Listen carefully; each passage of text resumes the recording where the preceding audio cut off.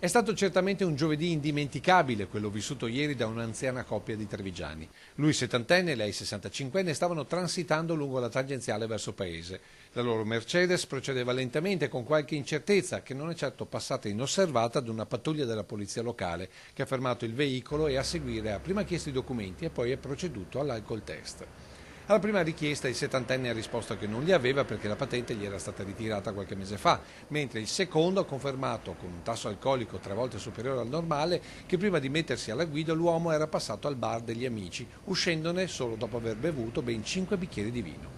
A quel punto è scattato il sequestro e la confisca della Mercedes della moglie, che in quanto a bordo è risultata complice dei reati per i quali tra l'altro dovrà rispondere in procura. Storia conclusa? Nemmeno per idea, visto che nel pomeriggio tutto si è ripetuto sotto la chiesa di San Giuseppe.